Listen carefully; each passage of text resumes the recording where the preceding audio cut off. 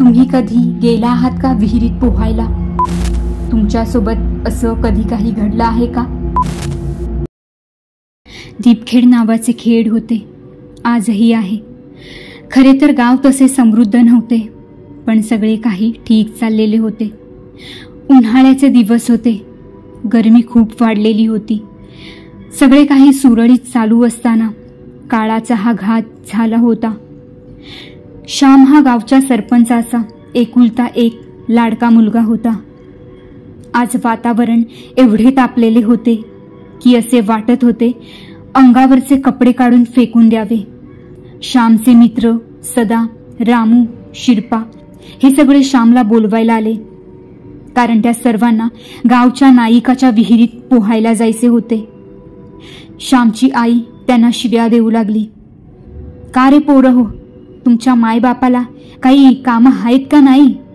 लय उतू उतू करता, कशाला जायचं रे पवाले? त्यापरी घरीच 4 बाटल्या गार पाणी बोकांडीवर घ्यावे. श्याम त्याच्या आईला म्हणाला, माय येतो ना मी लवकर घराला, आजच्या दिस जाऊ दे, मला लय उकडायला लागलं. आई रागाने म्हणाली, अरे श्याम्या माजू नगस, माय डावा लवतो न रे, आज बा बी घरी नाही तुझा. श्याम आईला म्हणवतो, माय मी बा याच्यात वापिस येतो. माय मुलाच्या प्रेमापोटी हो म्हणते. तसे घाबरायचे काही कारण नव्हतेच. श्याम कट्टर पोहणारा होता. तरी श्याम 18 वर्षांचा तरी असेल, आणि त्याचे मित्र पण जेमतेम त्याच वयाचे. श्यामच्या चेहऱ्यावर आज वेगळाच आनंद होता. आज मस्त आणि मनसोक्त पोहण्याचा आस्वाद घ्यायचा आणि मग घरी जाऊन पोटभर जेवायचे. नायिकाची विहीर तशी जुनीच होती, दगड व मोठ्या फाडींनी बांधलेली. वर येण्यासाठी पायऱ्या तशा नव्हत्या, पण दगडाला भेगा होत्या, त्यामुळे सहज वर चढता येत होते. आज विहीर तशी शांत वाटत होती. वेगळे असे काहीच नव्हते. सर्व मुलांनी कपडे काढले आणि पहिली उडी श्यामने मारली. कडक अशा उन्हात सर्व मुले पोहण्याचा सुखद अनुभव घेत होते. पाण्याचा गारवा अंगाला हवा हवासा वाटत होता. अर्धा तास चांगला गेला. मग श्यामच्या डोक्यात वेगळीच कल्पना आली. तो पोहायला तसा कट्टर होता, त्यामुळे त्याने सगळ्या मुलांना म्हटले की आपण अशी शर्यत लावू की कोण हातपाय न हलवता पाण्यात तरंगते. जे जास्त वेळ पाण्यात तरंगेल तो जिंकला. त्यासाठी अट अशी होती की एका वेळेला एकच जण पाण्यात तरंगेल, बाकीचे सर्वजण वर राहील, कारण पाणी स्थिर राहते म्हणे. ठरले. पहिले शिरपा पाण्यात गेला.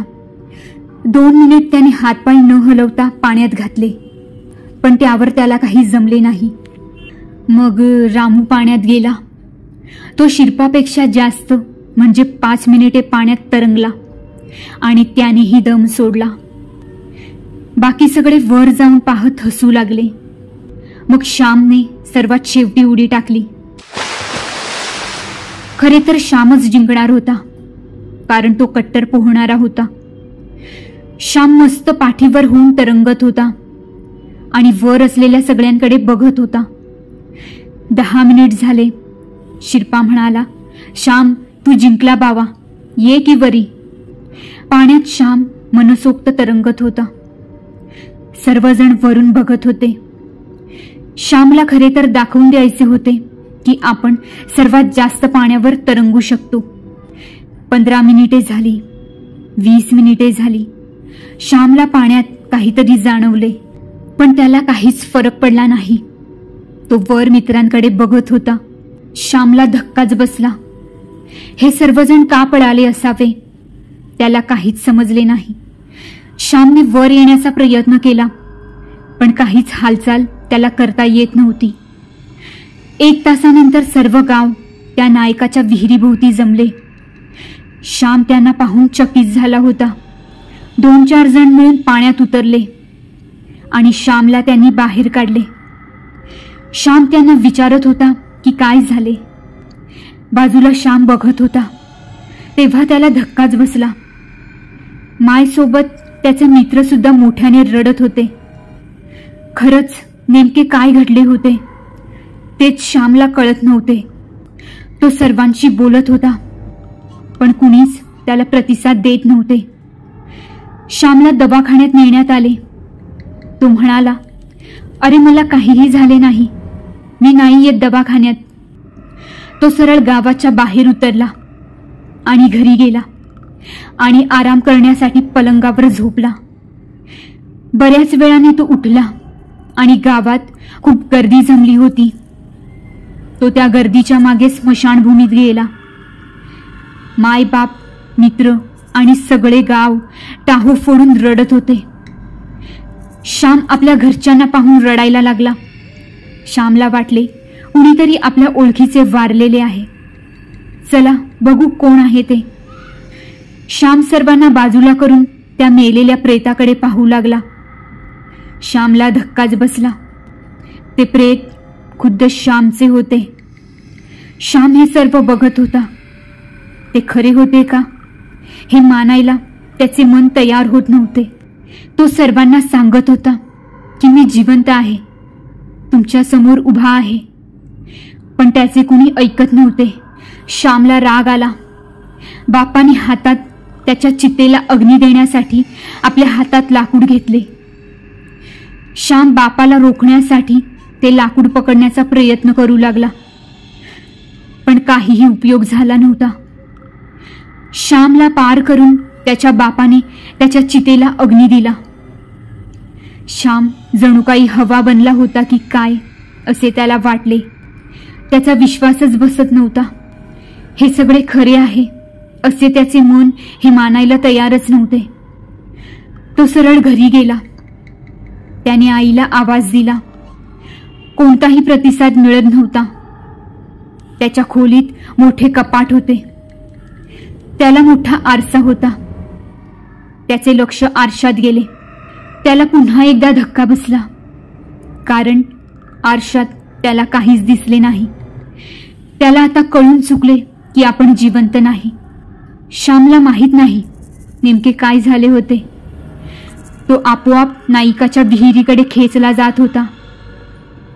त्याला काहीच समजले नाही.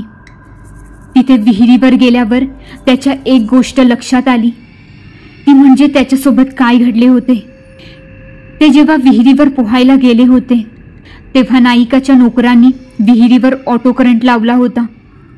म्हणजे जर वीज आली तर पाणी शेताला लावण्यासाठी त्यांना नेहमी बटन दाबण्याची गरज नव्हती.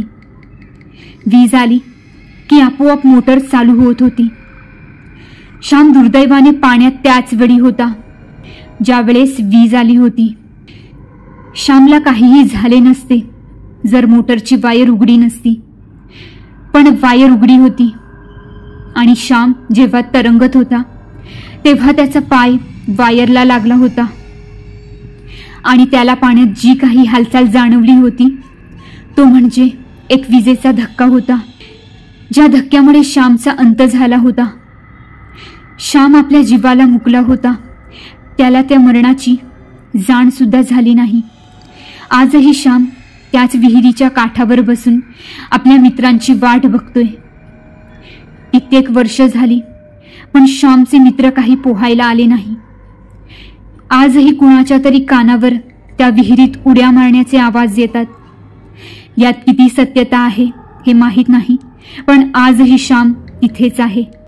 नायकाच्या विहिरीला आज झपाटलेली विहीर म्हणतात आणि बिचाऱ्या श्यामच्या आत्म्याला विनाकारण बदनाम करतात.